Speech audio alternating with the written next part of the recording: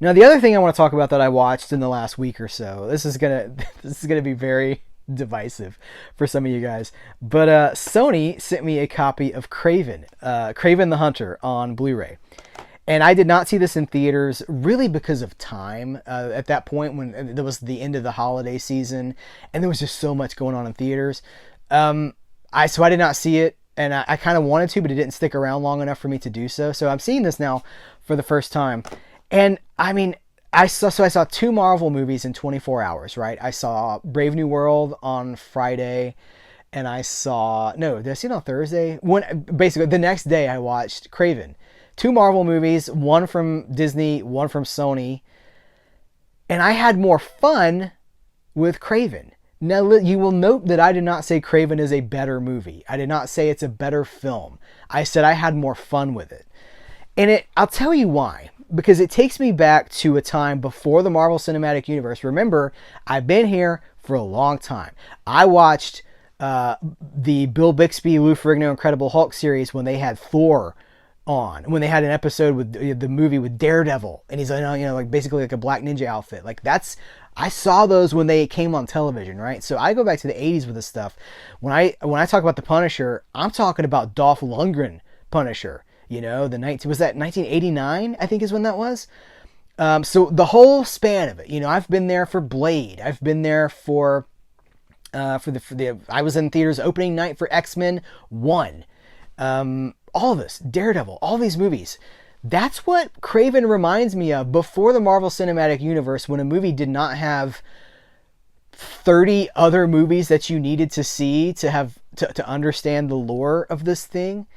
And it was kind of just like, hey, let's have fun for a couple of hours with this character. And this character's crazy, right? They've changed Kraven.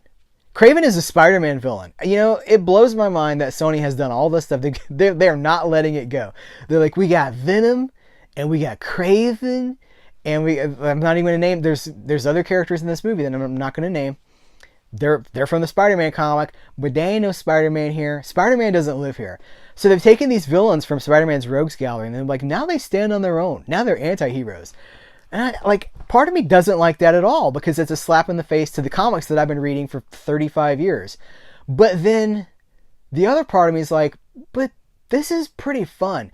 Like, Kraven in this movie, Sergei Kravinsky, his dad is Russell Crowe, who's at this point in his career, Russell Crowe is just like having fun. He really just seems like he's having fun. He's like, in this movie, they're Eastern European, he's like, I will take chick, I will make movie, I was in Gladiator, this is a very specific thing that he's doing. It's campy, he's hamming it up, and I'm kind of here for it. Because this movie's so ridiculous, it completely changes who Kraven is. Kraven in the Spider-Man comics was always the hunter. He hunted big game, and Spider-Man was the ultimate big game. And he was never, he never took him too seriously. First of all, to take a Spider-Man story seriously is problematic. These are comic books. It's a man in a suit dressed like a spider. Come on. You can't take that seriously. When we take these comic book movies so seriously, like Captain America Brave New World, it breaks the believability because it's ridiculous. The Hulk, man. It's ridiculous. So you have to have fun with it, okay? There's this twist that they do in this movie. Basically, they've made Kraven the Punisher, but now he has kind of like animal powers, and he's fighting gangsters, essentially. And it's pretty fun. Again, I'm not saying it's good. I'm saying it's pretty fun. And it is pretty fun. It's got some, and it's a hard R, so it's got some crazy action scenes in it. It's got some crazy deaths. And it doesn't all work. Some of it is real groany. Some of it's like, ugh. But that in itself can be fun. Especially if the movie's in on the joke.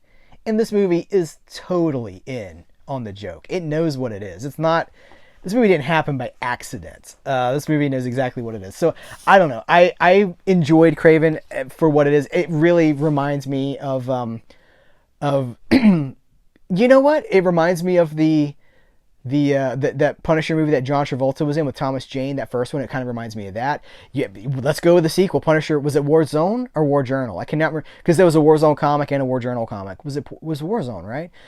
With with Ray. Oh, geez. Anyway, that's what it feels like when there was no baggage. When you're just like, you put it on, you're hanging out with your friends, you have a good time for a couple of hours, and then they'd be like, bro, that scene was crazy. That's what this movie is. And it's got, I have not explored all the special features yet. In fact, the disc is still on my player as I'm making this video. But it's got deleted scenes, extended scenes, becoming Kraven, basically all those little EPK things that they can put on YouTube. Or, we have such limited attention spans, you get like, here's 6 minutes. Here's another 4 minutes, that kind of a thing. Outtakes and bloopers, which I love.